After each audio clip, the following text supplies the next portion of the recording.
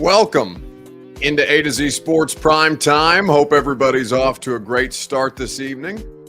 Lovely to have you in here for another Prime Time show. Buck Rising with you until, let's call it about 8:30 tonight. We got some quarterback prospects to talk about and certainly some insights and analysis to share.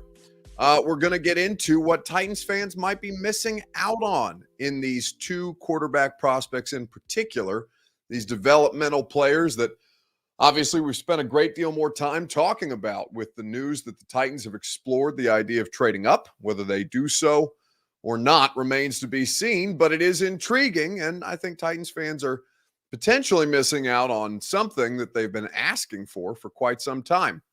We'll talk about the idea of the draft and developmental situation and whether it will be easy or not to replace these two of these SEC quarterbacks who are leaving their current programs or their former programs. I guess at this point, we'll do a gone viral video because that's what we do at the end of a Wednesday show. A lot of good stuff to get to, and happy to have you guys in tonight.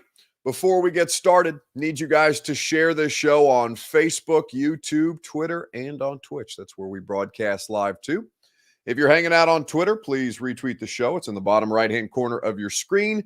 If you're on Facebook Live, you can share now to public. That's in the bottom left. If you want to share it around, you can do so. Hell, I'll do a little inception, and I'll share it from my Facebook page right now. You should do the same if you would be so kind, and we would be grateful for you doing that. If you are on YouTube or on Twitch, please subscribe to the channel. Throw a like on the video if you are so inclined, and we will we'll be able to increase the number of views that the YouTube show gets, and certainly get your friends to do the same if you would like to. You could throw a like on the video there if you were as well.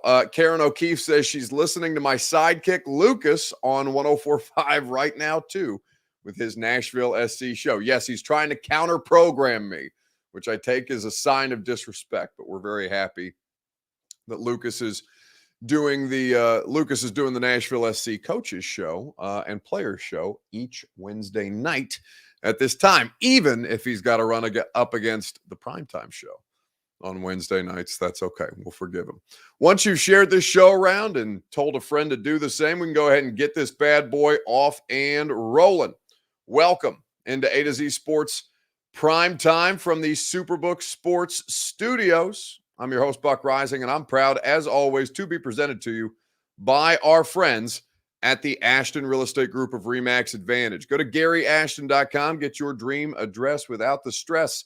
The Ashton team will put you in a position to succeed with the intel edge that you need. If you are wagering, whether you're wagering on the NBA, the NHL, baseball, now in full swing, no pun intended. SuperBook Sports is where you go. Download the SuperBook app today, and they'll match your first bet up to $1,000, win or lose. Of course, TrueMav Fitness in the Gulch will help you get right ahead of summer, ahead of boat season, ahead of beach season. TrueMav Fitness is ready to get you right and tight. Your first workout free at TrueMavFitness.com. It's a great program. I go there myself. So, with all the discussion around the idea of potentially trading up, whether they do or do not do it remains to be seen. None of us will have a good answer for that until we get to the NFL draft. Once we see the order start to break, once we see what happens with 1 and 2, doesn't sound like Arizona's going to move 3 before this thing gets started. What, in 22 days? I believe the 27th, Thursday the 27th, is the first night of the NFL draft. So you have this situation where right now Arizona owns the 3rd pick, but they don't need a quarterback, right? We've talked about this before. And we've discussed the rumors, the just general speculation that the Titans might be interested in trading up to number 3 or maneuvering around in this draft potentially for a quarterback. Now, with all these things to keep in mind, you understand that it's a lot of speculation at this time of year. The Titans have a great many needs. If they went quarterback, it would be curious, but there would be a great deal of logic behind it. And I think the question, or the thing that keeps bogging me down, is the way that a lot of the discussion around the two players who you're most likely to land. Again, We have no idea what it's going to look like, but you're most likely, if you are in the quarterback market at number 3 or around there, you're most likely dealing with one of 3 prospects. Hendon Hook, and in no particular order, Hendon Hooker, Anthony Richardson, or Will Levis. All 3 SEC quarterbacks, really 4 of the 5 top quarterbacks in this draft are from the SEC, surprising to no one. But you've got those 3 prospects that you're dealing with. It seems like Hendon Hooker is going to be a first-round pick the closer that we get to this thing going down. And, you know, despite the ACL tear, he can go to a spot like Seattle, even though that seems high for Hendon Hooker. He could go to Las Vegas. He could go to New Orleans, any number of teams that are dealing with veteran quarterbacks that they're paying too much. And that's really what the Titans' biggest problem is. The Titans' biggest problem is that they're not able to build out a roster around Ryan Tannehill's current contract that would allow them to succeed and compete at a level that a player of Ryan Tannehill's caliber needs more support to be able to do.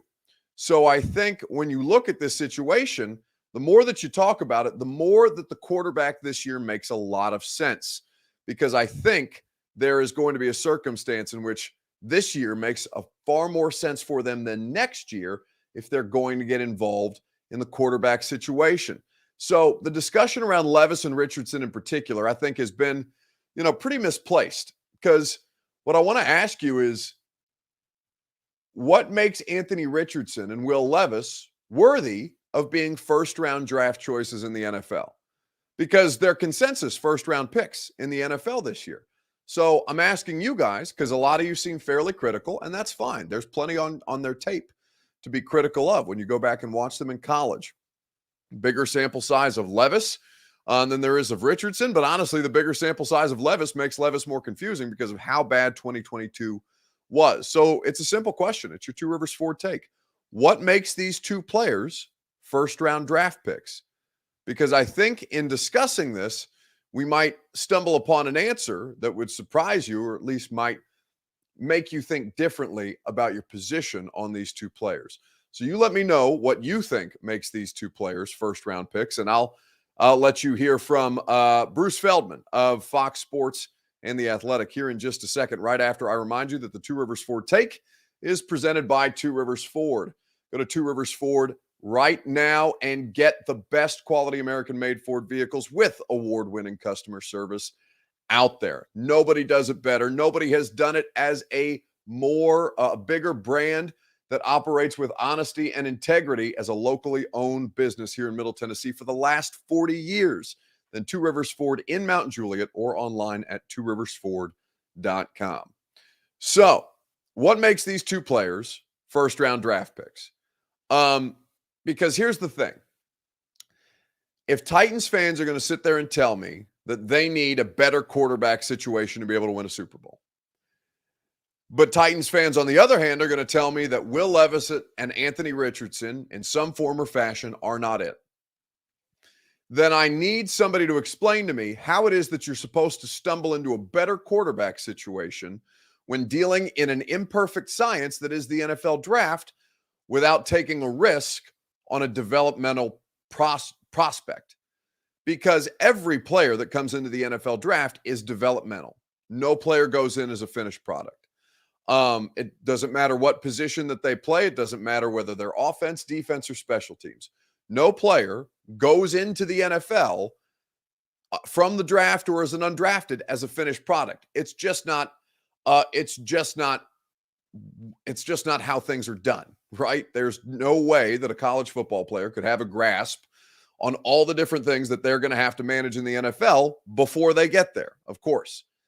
So if the quarterback situation currently for the Titans is not good enough for you to succeed, and that's something you guys have been telling me for several years at this point with Ryan Tannehill, and you're dealing with a situation where Ryan Tannehill has only 1 year left on his deal, but still, I think, has a very, very big role to play for this team in the immediate, then why does it not make sense for this team to try and draft, if they are in on the prospect? Again, I can't speak to their draft board. I don't know what Rand Carthon and Mike Vrabel's draft board looks like, okay? But if they feel strongly enough about a quarterback in this draft, potentially one or two that are attainable out of the three that are probably going to be available to them or in their range to trade up for, then what is it that's keeping this team from getting in on the quarterback draft? Because the thing that I look at, and the thing that you're going to hear Bruce Feldman break down, is so simple to me that it hurts. Quarterbacks in the NFL are almost always quote unquote developmental. Cam Newton, the most dominant college football player that I've ever seen, was developmental. Patrick Mahomes, coming out of Texas Tech, was developmental. Josh Allen of Wyoming, with an accuracy percentage that was in the same range as what Anthony Richardson is boasting now. Super developmental, and now one of the most unstoppable forces in the league. Again, there are examples that I can go up and down the list, up and down the years of drafts, and cite for you that require some risk on upside and potential at the quarterback position if you are trying to achieve the ultimate goal. Now, for every Anthony Richardson, or for every, let's do it this way with proven commodities, for every Patrick Mahomes, there's a Mitch Trubisky, right? For every Lamar Jackson, there's a Josh Rosen. So it's not a perfect science. Again, these situations, these players, there is no guarantee that they're going to work out. But if you feel strongly enough about, one, your position as an organization, two, the strength of your roster, and three, about the quarterback that you have in place right now that can start games for you right away when this potential rookie cannot, that's basically a situation that the Titans are in. So I think the more that you look around this thing, the more that it starts to make sense for the Tennessee Titans to take a quarterback in this year's draft. And I think there's a huge disconnect between the way that college football fans and media and people who cover the sport view Anthony Richardson and Will Levis versus how the pros do. You're going to hear Bruce Feldman of The Athletic and Fox Sports explain that disconnect to you here in just a second, right after I remind you that the Primetime Show is presented by TrueMath Fitness in the Gulch. Go get a new way to work out, a better way to work out as you try to achieve the best you. TrueMath Fitness always goes above and beyond to make sure that you can achieve those goals. Their coaching staff is exceptional. Their workouts are unreal. You feel incredible afterwards, even though they are going to challenge you. They are going to push you, but you're not going to overexert yourself. TrueMath Fitness's staff is top-notch and will make sure that you are in the best possible position to succeed. To get your first workout free and try it for yourself, go to TrueMathFitness.com as a Middle Tennessee resident. And if you want to check out their great membership options too, TrueMathFitness.com is there for you. I'll see some of you guys at a class soon, I hope, at TrueMath Fitness in the Gulch. So the biggest disconnect between how college people view these two players and how pro people view these two players. I had to take a sick day off of Primetime and the radio show yesterday, and I appreciate you guys' understanding. Was feeling pretty terrible throughout the entirety of the day into this morning, but feeling much better now. Anyway, had to pull a last-second audible. Lucas and Rhett Bryan of Titans Radio filled in for me on the radio show when I had booked Bruce Feldman to talk about this very thing. And Lucas asked Bruce a question that I very much wanted him to answer, which is, where exactly does this disconnect lie? Pick. Speaking of those athletic freaks, Bruce, Anthony Richardson, certainly one of them, landing in your mock draft, 4th overall to the Indianapolis Colts. I'm curious, for a guy like you that, as you said, you're on the sideline for these college football games for Fox's coverage, that is so deeply entrenched in the college football world and also, obviously, the NFL draft, where do you see the biggest disconnect or difference in the way the college football world views guys like Anthony Richardson and Will Levis? When you have college football, whether it's diehard fans or media members, scratching their heads wondering why Anthony Richardson is the 4th best prospect potentially in this draft, given what he showed last year at Florida. Where is that disconnect to you? Yeah, that's a great question. So there's two guys, that Anthony Richardson is probably the guy he gets comped to. One is Josh Allen, and the other one is Cam Newton. I want to start with the latter because Cam Newton's arguably the greatest college player I've ever seen. Anthony Richardson, not quite as tall, but, both guys are big enough to play defensive end. Anthony Richardson's a little faster, probably has a little stronger of an arm, but it's close. But the difference is one guy put Auburn on its back aside from Nick Fairley. It wasn't like there was a bunch of NFL dudes on that Auburn team, and they won the national title. Anthony Richardson looked good in beating Utah, but then it was really up and down, right? And so I get why college football fans and media are like, wait a minute, really that high for him, kind of thing. But the other comp is Josh Allen. And he's a guy that myself and almost everybody I know who covers college football got wrong in terms of what we expected from the NFL. Josh Allen, like Anthony Richardson, completed in the mid-50s, percentage-wise in college. Josh Allen played at a much lower level. He was playing at Wyoming, and he really struggled whenever he played even Power 5 teams. The completion percentage scares a lot of people.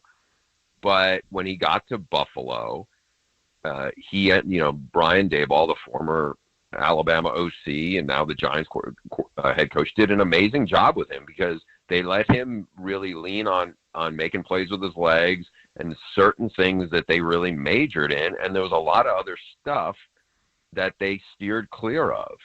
And I think they utilized him. And I remember I did one game as a sideline reporter in the NFL, and it was his rookie year against the Lions. And I came back, it was late in the year, and I told some of my buddies in college football side, and I was like, I think we're going to be wrong on Josh Allen because they love him there. And there's a lot of things that they're doing with him that just kind of plays into his strengths. And so I think Josh Allen is probably the best argument certainly for Anthony Richardson. I think to some degree for Will Levis as well.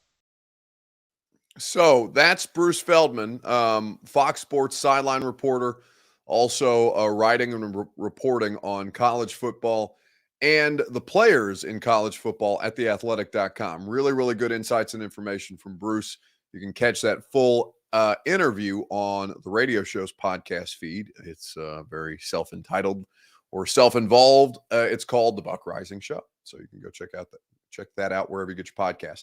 Speaking of podcasts, by the way, new episode of The Install with Greg Cosell of NFL Films. That went out earlier this evening at about 6 p.m. So make sure you're checking your podcast feeds for that. And tomorrow, a 615 sessions that we will live stream for you at 1:30 with Ramon Foster, 11-year NFL vet Ramon Foster. And we'll do some offensive line talk with the big fella. That'll be enjoyable. So we hope you will join us there on these various podcasts because I don't have enough talking that I'm doing at this point.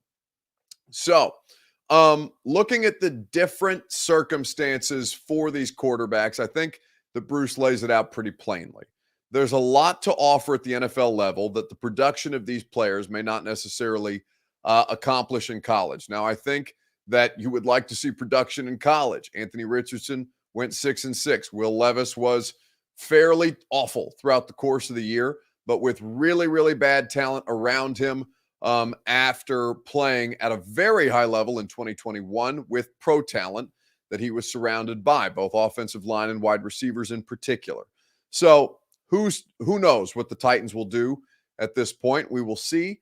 But I do think that either one of these players in a stable situation, like I think that Tennessee offers, although they do need more offensive line help for that to be truly considered stable, I think that both of those players in this setting make a lot of sense. So let's talk about which one will be harder to replace. Let's do a little SEC before we pivot back to the NFL. Which player do you think their SEC program is going to have a more difficult time replacing? Anthony Richardson at Florida or Will Levis at Kentucky? We're going to talk about this together right after I remind you that the Primetime Show is presented by the Ashton Real Estate Group of RE/MAX Advantage.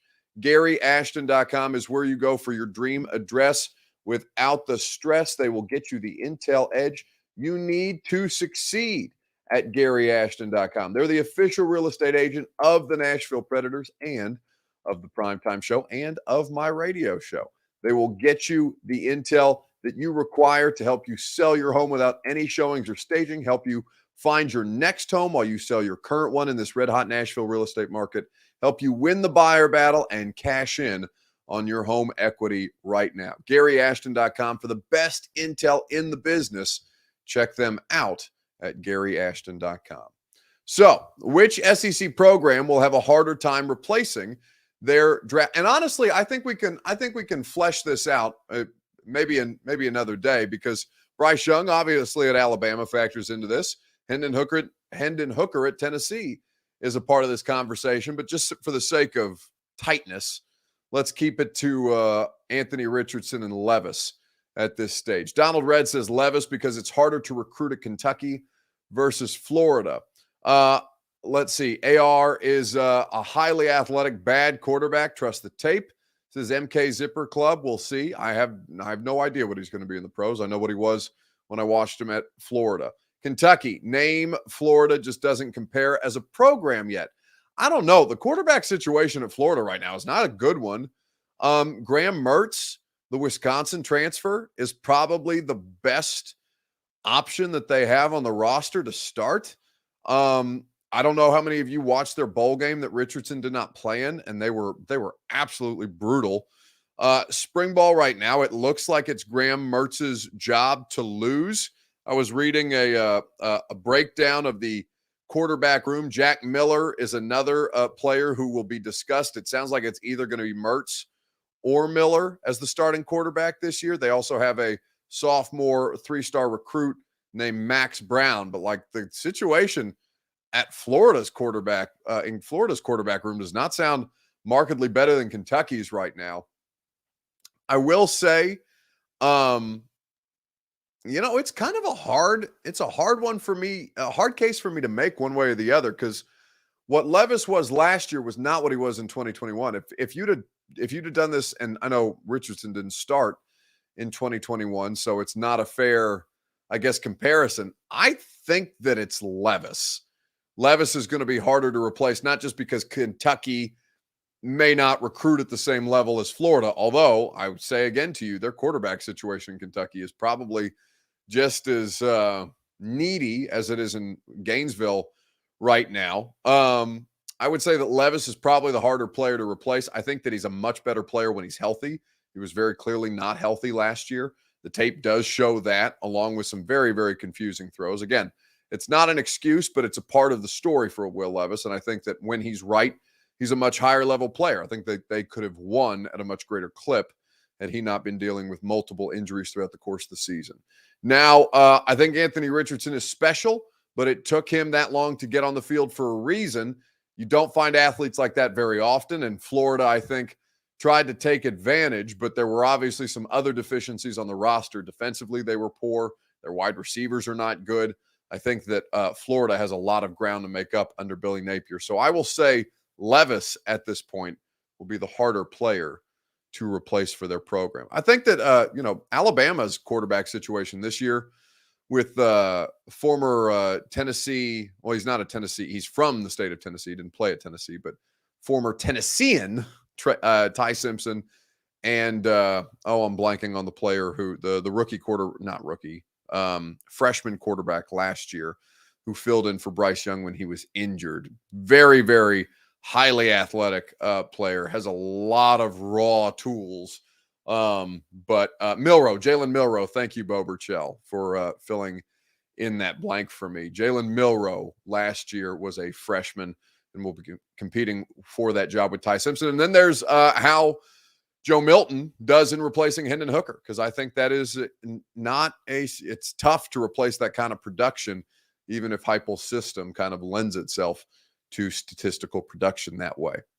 All right, let's move on to a gone viral video, except it's not gone viral. I've got my days mixed up, and I made the graphic incorrectly, so you'll forgive me. It's rising and falling. Whose stock rose? Whose stock fell this week in sports? We're going to talk about it together right after I remind you that the Primetime Show is made possible by SuperBook Sports. Download the SuperBook app today, and they will get you in on all the action, whether it's the NBA, the NHL, or Major League Baseball. All your favorite major sports are available to wager on in the SuperBook app. So download it today and get all their great odds boosts and promo bets. They will also give you great deals on a regular basis. For example, when you download the SuperBook app today, you can get a $250 bonus when you sign up, deposit, and wager in the same day. So don't let spring pass you by without winning money with SuperBook Sports. Visit superbook.com for terms and conditions. Gambling problem? Call the Tennessee Red Line, 1-800-889-9789. So, whose stock rose and whose stock fell this week in sports? That's the question for you guys on this Wednesday evening. Roy L. Wright says, Buck, be sure to get some rest tonight, dude. You look worn out. I was very sick yesterday, and I slept a ton. Roy, all I did was sleep yesterday, but I appreciate you telling me how badly I looked today because I don't feel great, but I felt good enough to do radio. What else did I do today? I did the install. I wrote an article, and now we're doing primetime. So felt good enough, even if I look like shit. So thank you, Roy. I think one of the least kind things you can say to somebody is you look worn out, like man, woman, or child. I think one of the most politely disrespectful things you could say to somebody is, man, you look tired. Yeah, I know. I am tired. I'm always tired. That's okay. So thank you for your concern, Roy. Always there for me. All right. Whose stock rose, whose stock fell in sports this week? I don't know how many of you have seen this, but listen, I said this on the radio today because it was the first chance that I got to react to this clip. And Dr. Jill Biden, no matter what your political affiliations are, I do appreciate Dr. Jill Biden, wife of President Joe Biden, coming to Nashville, standing in support with people in Nashville for the Covenant shooting memorial service that was held downtown. I thought her husband handled the moment particularly poorly in his public comments, but I was grateful that the First Lady decided to come to Nashville. But that also does not excuse the dumbest thing that I heard in sports this week, the thing that made me double take, shake my head, and be completely dumbfounded that something would come out of even a politician's mouth in this moment. I thought it was a bit ridiculous. This is courtesy of CBS This Morning's Jill Biden inviting both teams in the women's national championship game to the White House. I attended the NCAA Women's Basketball Championship. Congratulations to both teams. So I know we'll have the champions come to the White House. We always do. So, we'll have LSU come. But you know what? I'm going to tell Joe, I think Iowa should come too because they played such a good game. So, right? So winners and losers, that's sportsmanship. Is it though when you win, participation trophy for everybody? With all due respect to First Lady Jill Biden, thank you, unless we are doing this moving forward, having the winning team and the losing team show up at the White House, let's keep tradition, which is a special visit for the winner. Because you won. I don't know. Being the girl, I'm saying bring all the women. But let's do that moving forward for every When you've been pandering in politics for so long to Iowa, it's just a reflex. Even though he doesn't. That's exactly what I thought. Election cycle already begun. You got former President Trump out there stumping. You got Joe Biden. Looks like he's going to run again. And all everybody is thinking about is Iowa. So, of course, Jill Biden said, yeah, bring Iowa to the White House. My husband could use Iowa. It's a swing state. It's too funny. Too funny to me. I think... like I said, I really appreciate the First Lady. I thought her presence was particularly necessary after her husband did, I thought, a very poor job on the front end in his public comments of after the Covenant school shooting. But yeah, it's just a completely ridiculous idea to have both teams come to the White House afterwards. All right, that's going to do it for us tonight on the Primetime Show. Hope you guys enjoyed it. Appreciate you spending your evenings with us. One more Primetime Show this week. We will dive into a need that I don't think a lot of Titans fans are talking about, but a big need on this roster that I don't think a lot of Titans fans are talking about, with some Greg Cosell analysis that we will play for you tomorrow radio show. Going to be a lot of fun. Make sure you hang out with us from 10 to 1 on 104.5 The Zone. And like I said, a live 615 Sessions podcast tomorrow about 1:30 right here on the A to Z Sports digital platforms with my buddy Ramon Foster, former NFL offensive lineman, as we'll talk about some of the big dudes in this draft class that the Titans should be eyeing. Okay, it's going to do it for us tonight. I feel like I've already said that. Have a great rest of your evening, and I will talk to you at some point tomorrow, be it radio, prime time, or 615 then. See you guys. Are you surprised to hear that? Certainly not. The first year we took it to the limit. And I was in Miami with my new beach house. Well, it was a couple minutes from the beach. It's been 20 years since then. We haven't been too strong in the last few years. Oh, we've been strong. We're just playing by the rules. You can't have a newcomer come in and steal a show.